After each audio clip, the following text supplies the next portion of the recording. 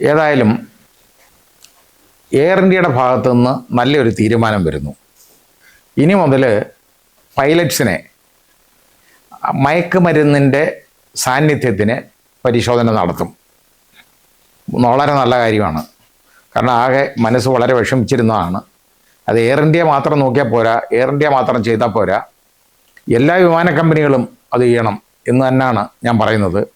ഞാൻ എയർ ഇന്ത്യയെ വളരെ കുറച്ചേ ഫ്ലൈ ചെയ്യാറുള്ളൂ. കാരണം അത് സാധാരണഗതിയിൽ വളരെ എപ്പോൾ ഫ്ലൈ ചെയ്യാൻ പോയിട്ടുണ്ടോ ബുദ്ധിമുട്ടുണ്ടായിട്ടുണ്ട്. പലപ്പോഴും തോന്നിവാസം പോലെ വരും പോവും, അങ്ങനെയൊക്കെ ആയിട്ടുണ്ട്. അതുകൊണ്ട് ഞാനത് കയറാറില്ല. പക്ഷെ ബാക്കിയുള്ള ഫ്ലൈറ്റ്സിനും നിർബന്ധമായിട്ടിത് വേണം. കാര്യം ഇത് നമുക്ക് എന്തോ വിശ്വസിച്ചാൽ നമ്മൾ ഈ ഫ്ലൈറ്റ് കയറിയിരിക്കുന്നത്. ഇപ്പോൾ യഥാർത്ഥത്തിൽ ആ പൈലറ്റ്, അതായത് ഫുക്കറ്റിൽ നിന്ന് വന്ന എയർ ഇന്ത്യ വിമാനം ഉണ്ടല്ലോ, ഡൽഹിയിലേക്ക് വന്ന വിമാനം, ഒറീസയുടെ ഭാഗത്ത് മുകളിൽ വന്നു കഴിഞ്ഞപ്പോൾ അതിൻ്റെ ആകാശത്ത് വെച്ച് അന്ന് ഏതാണ്ട് 300 അടി താഴെയോട്ട് ഒരൊറ്റ വീഴ്ച വീണതാണ്. ആ വീണപ്പോൾ അതിലെ 20 യാത്രക്കാർക്കും 4 ക്രൂ മെമ്പേഴ്സിനും പരിക്ക് പറ്റി.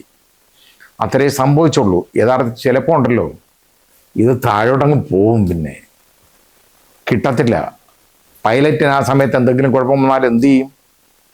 അങ്ങനെ വന്നപ്പോൾ ആ പൈലറ്റിൻ്റെ മൂത്രത്തിൻ്റെ സാമ്പിളുകൾ പരിശോധിച്ചപ്പോൾ ആദ്യത്തെ സാമ്പിൾ പരിശോധിച്ചപ്പോൾ അതിൽ കഞ്ചാവിൻ്റെ അംശം ഉണ്ടായിരുന്നു. അപ്പോൾ രണ്ടാമത്തെ സാമ്പിളും പരിശോധിച്ചു. അപ്പോൾ അത് പരിശോധിച്ചപ്പോഴും കഞ്ചാവിൻ്റെ അംശം അതിലുണ്ടായിരുന്നു ഉറപ്പായി. അപ്പം മയക്കുമരുന്ന് അയാൾ ഉപയോഗിച്ചിരുന്നു, അതായത് കന്നാബിസ് അയാൾ ഉപയോഗിച്ചിരുന്നു എന്നുള്ളതിൻ്റെ തെളിവ് വന്നു. അപ്പോൾ ഇത് വന്നു കഴിഞ്ഞപ്പോൾ അയാളുടെ അടുത്ത് ചോദിച്ചു കഴിഞ്ഞപ്പോൾ അയാളുടെ മൊഴി ഇപ്പോൾ പുറത്ത് വന്നിട്ടുണ്ട്. അയാൾ ചോദിച്ചു കഴിഞ്ഞപ്പോൾ അയാൾ പറഞ്ഞെന്തെന്നറിയോ, അയാൾക്ക് കുറേ ദിവസമായിട്ട് ഉറക്കക്കുറവുണ്ട്. ഉറക്കക്കുറവുള്ളവനെ ആണോ ഈ ഫ്ലൈറ്റ് ഓടിക്കാനായിട്ട് കയറുന്നേ, പൈലറ്റ് ചെയ്യാൻ? ആലോചിച്ച് നോക്കിക്കോളൂ. അത് തന്നെ വലിയ ആരോഗ്യ പ്രശ്നമുള്ളതല്ലേ. ഉറക്കക്കുറവെന്ന് പറഞ്ഞാൽ ഇത് കയറിയിരുന്ന് ഉറങ്ങാനുള്ള സാധനമാണോ ഇത്? അല്ലല്ലോ. യാത്രക്കാർ പോലും പേടിച്ചായിരുന്നു ഉറങ്ങുന്നത്, പിന്നെ ഈ പൈലറ്റ് ഉറങ്ങുന്നത്. നമ്മളൊന്ന് ആലോചിച്ച് നോക്കിയുള്ളൂ, എന്ത് വിശ്വസിച്ചതിനകത്ത് കയറിയിരിക്കും? അയാൾ പറഞ്ഞെന്തോന്നറിയോ, അയാൾക്ക് ഉറങ്ങാൻ പറ്റിയില്ല. ലേ ഓവറിൻ്റെ സമയത്ത് ഫുക്കറ്റിൽ ലേ ഓവർ ഉണ്ടായിരുന്നു. ആ ലേ ഓവറിൻ്റെ സമയത്ത് നല്ല ലേ ഓവർ കൊടുക്കും, ഉറങ്ങേണ്ടതാണ്. അയാൾക്ക് ഉറങ്ങാൻ പറ്റിയില്ല. ഉറങ്ങാൻ പറ്റാതിരുന്നപ്പം അയാളെ ഒരു ബന്ധുവായ ഡോക്ടർ കൊടുത്ത ഒരു മരുന്ന് കഴിച്ചിട്ടുണ്ടെന്ന് ഉറങ്ങാൻ. അത് എന്ന് വെച്ചാൽ ഈ കഞ്ചാവ് കഴിച്ചതിന് ഉള്ള കാര്യം പറയുകയാണ്. അപ്പോൾ എന്തായാലും ഈ കഞ്ചാവ് ലേഹ്യമൊക്കെ ഉപയോഗിച്ചാൽ ഇത് തന്നെ വരും.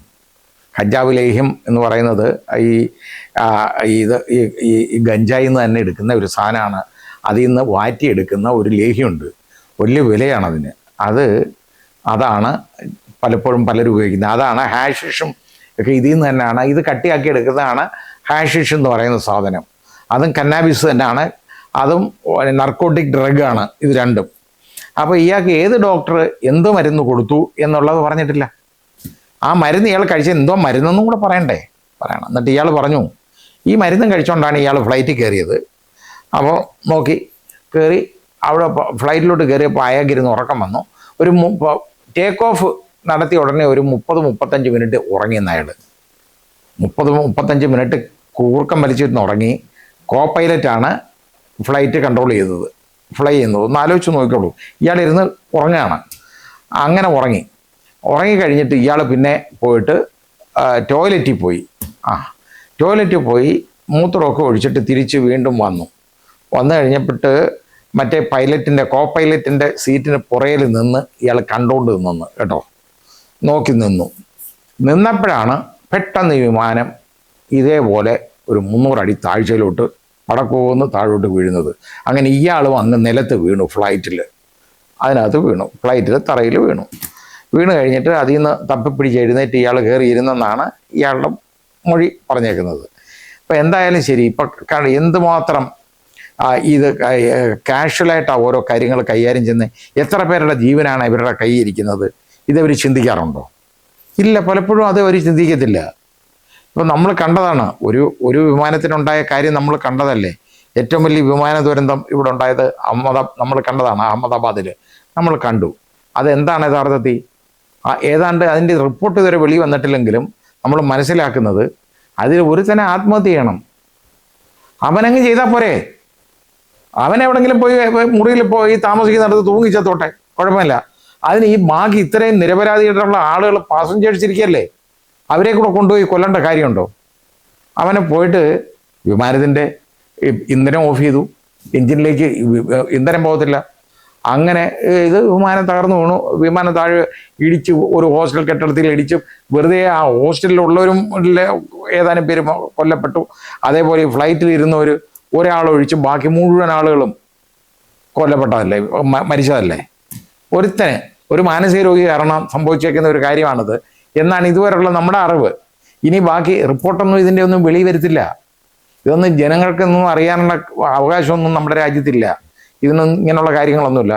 പക്ഷെ ഇവിടെ നമ്മൾ കാണേണ്ടത് എന്താണെന്നറിയാം, ഇത് യവന്മാരെ വിശ്വസിച്ച് നമ്മൾ എന്ത് വിശ്വസിച്ച് കയറിയിരിക്കും ഈ ഫ്ലൈറ്റിനകത്ത്. അങ്ങനെ ഇരുന്നപ്പോഴാണ് ഇതിനെക്കുറിച്ച് ഞാൻ വളരെ ആംഗ്വിഷ് ഇത് പ്രകടിപ്പിച്ചു കഴിഞ്ഞ് ഇങ്ങനെയൊക്കെ ഒരു വീഡിയോ ഒക്കെ ചെയ്തു. വേറെ ആളുകളൊക്കെ ഇതിനെക്കുറിച്ചൊക്കെ ചിന്തിച്ച് കാണും. എന്തോ ഭാഗ്യമെന്ന് പറയട്ടെ, ഇന്നിപ്പോൾ എയർ ഇന്ത്യ ഒരു ഡിസിഷൻ എടുത്തു. അവർ ഇതുപോലെ പൈലറ്റ്സിനെ ഇതുവരെ നമ്മൾ ബ്രീത്ത് അനലൈസർ വെച്ചുള്ള പരിശോധന മാത്രമേ ഉള്ളായിരുന്നു.